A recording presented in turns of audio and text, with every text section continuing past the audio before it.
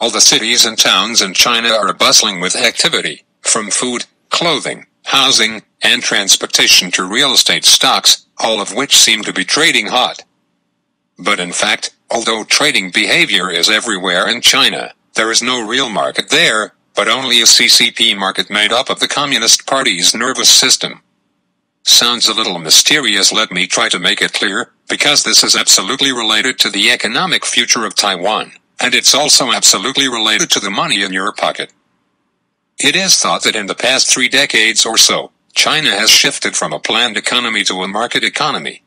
And that after much political turmoil, at least a large part of China's economic activities are no longer going back to the planned economy. Standing in the bustling downtown of Shanghai, if I would tell an economist that what you see cannot be called a real market, and he might ask me in which cave I meditated. Let me cut in from another situation. If all companies in Taiwan, whether state-owned or private, public or private, have a party department on the company's organizational chart to participate in and monitor the company's decision-making and daily operations, do you think Taiwan can still be called a market economy? The facts in China go far beyond the above hypothetical absurd scenario. The Communist Party stipulates that as long as there are more than 3 members in any organization, a party branch must be set up. This includes all companies, groups, communities, and, yes, families. Jokingly, a rich businessman family employed a driver, a nurse, a gardener. If they happen to be party members, then they automatically formed a party branch, which must be reported to higher authorities. The CCP has nearly 90 million members and a total employed population of 770 million in China. What does this mean on average? There is a party member in the unit of every 10 people. The statistical common sense tells us that as long as units with more than 30 people engaged in economic activities, whether they are modern companies or traditional factories or agricultural units, all have party branches. It's okay when nothing happens. When something happens, the CCP Central Committee can apply a whip to the nerve endings of economic activities.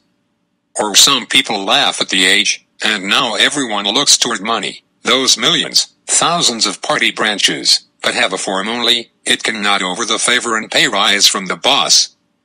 This, at a time when the economy is constantly growing, is quite right. But what if in a recession? When the gift and deterrence of the party are bigger than the boss. Once the party is a vital and tough goal you must finish. In recent years, Western investors have complained about China's excessive intervention in the market, such as price intervention, forced wage increases, biased domestic firms using the national team to suppress or bid up stock prices, and so on. These are complaints after drinking ecstasy. In fact, China has never had an open, transparent and free market, and these seemingly market phenomena are all aimed at attracting foreign capital under the host principle strategy.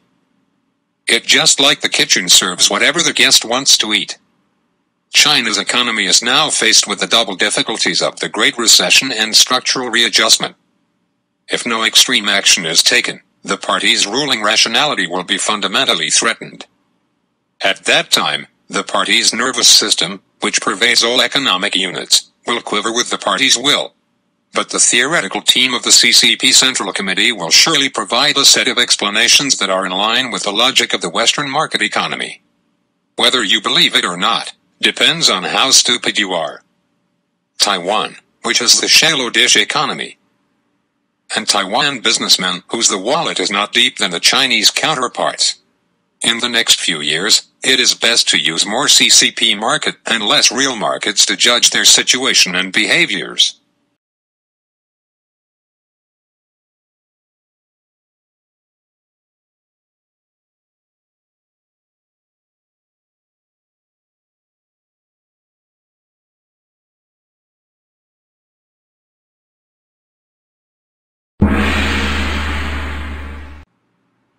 It is not the politics or the military, or even the so-called economy, that will determine China's next move, but the renminbi's exchange rate.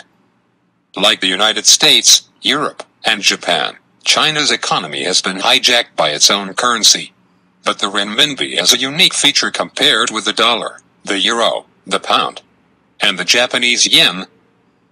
It is not yet freely convertible, and there may not be a day of true convertibility for 10 or 20 years. China's ability to weather the Asian financial crisis of 1997 and the world financial crisis of 2008 depends on the firewall of non-convertibility between the renminbi and other free currencies. This firewall, however, has now become a key factor in the success or failure of China's economy. It is like installing iron windows at home. Although it is possible to guard against theft on weekdays, it becomes an obstacle when the house is on fire. You cannot get out by yourself and the firefighting team cannot also get in. The exchange rate of the RMB has always been determined by the central government rather than by the market. Therefore, its circulation relationship with the world's freely convertible currency needs to be adjusted manually. At a time when the economy was booming at a rate of more than 10%, the RMB kept its cheap status for a long time under the pressure from the United States and attracted a large number of foreign investment into China. However, in the current environment of sluggish world economy and declining GDP growth of China, the RMB has to withstand the pressure and dare not devalue, for fear that a large number of foreign and domestic capital will flee after the devaluation. With the structural defects of today's Chinese economy, various forms of corruption and irregularity, political sentiment, and the speculative self-insurance pattern of enterprises, once a large number of domestic and foreign capital flee, it will be enough to stop the economic machinery in a very short time. In fact, the eyes of investors are discerning. The consensus of the global financial and investment community is that the RMB must depreciate to the level consistent with the current economic pressure in China, but do not know whether it should be a slowdown or urgent devaluation. Since 2016, the RMB has depreciated by about 4% against the US dollar, but if you take the IMF's basket of currencies as a base, the yuan has depreciated by more than 10% against the US dollar. Foreign and domestic capital in China has not been idle during this period, and the amount of overt defections has exceeded US 8 trillion. And the total amount, I am afraid, is no less than US 8 trillion in addition to the clandestine ones. For example, fake imports and real foreign exchange. And China's proud foreign exchange reserves have dropped from 4.2 trillion US dollars to 3.2 trillion US dollars. According to internal economists' analysis, in today's complex economic, trade, and diplomatic relations of China, the critical value of foreign exchange reserves is 3.2 trillion US dollars. That is to say, if it is less than 3.2 trillion US dollars, China's foreign economic and international commitments are likely to falter. Because of its opacity, it is hard for outsiders to figure out at what level the RMB needs to be kept afloat to keep China's domestic economy afloat. However, almost all domestic and international economists in China have reached a consensus that the additional RMB 4 trillion issued by China in 2008 brought about consequences such as the bursting of the Yellow River embankment, and gave rise to credit debts of no less than RMB 20 trillion. Add in other routine central and local debts, and China's total debt is no less than 3 times GDP. Moreover, with China's state-owned economy accounting for at least 60% of the total, much of that debt is in the state-owned system, that is, the whole country's economic machinery will cease to operate once a joint debt is made. This situation is much more serious than the triangle debt problem that Premier Zhu Rongji faced more than a decade ago. However, in those days, the 4 major non-performing assets acquisition companies and public-to-private strategy were used to get rid of the difficulties.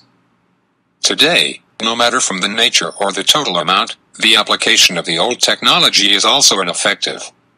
Although the currency has not yet been linked, China has almost completely embedded in the international system in the real economy and trade.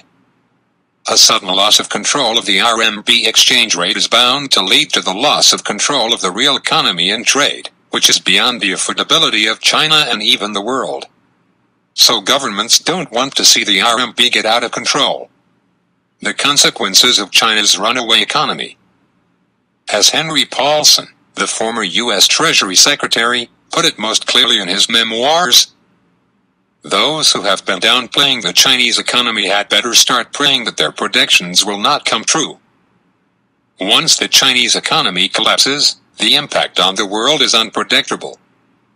With the consensus of governments, do we need to worry about losing control of the RMB exchange rate and the consequent economic and trade lose control? Absolutely necessary. Because the total amount of money floating around the earth has long been out of line with the real economy. Became a free will monster, unrestrained by any government. The so-called financial crisis in 2008, it is the monster outburst. Western governments took pains to join forces to temporarily suppress the monster. Unexpectedly, China, proud of its socialism, has proved that a powerful nation has risen. Unexpectedly took the lead in capitalist countries, China pushed to take a quantitative easing QE of 4 trillion RMB. Engaged in a variety of games to catch up with the United States and Britain, for the capitalist government to relax a sigh of relief.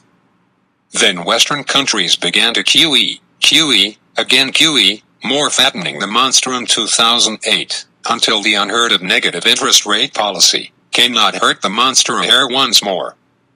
How big is the monster now? It is reported to be 200 trillion, or more than 10 times the GDP of the United States. Not to mention that central banks and finance ministries have different interests that make it difficult for them to join forces. Even if miracles happen and governments join hands, they may not be able to wrestle with this monster. Although the governments of various countries are concerned about the tough problem of devaluation of the RMB, they can only fend for themselves. If things get out of hand, countries will probably only be able to let it be rats deserting a sinking ship on the inside of China. Looking back on the devaluation process of the RMB exchange rate, the dilemma can be described as follows. Slowly depreciating is waiting for death. And one-time depreciating is seeking death. If the depreciating is slow, it is tantamount to soliciting others, including international hot money and domestic people, to come to suffer. But if you want to depreciate once to the bottom, the key problem is that perhaps no one in the whole of China knows what water level is called the bottom. Foreign experts can't help even if they want to, because even the Chinese government itself is unclear about the situation and the numbers. One real thing, I met a Chinese economist not long ago asking him how much the RMB should depreciate against the US dollar to stabilize the Chinese economy. He replied, "I don't see the bottom. And I still not give up to ask again. 1 by 7.8 about 16 is too much." The scholar is a little impatient, he said.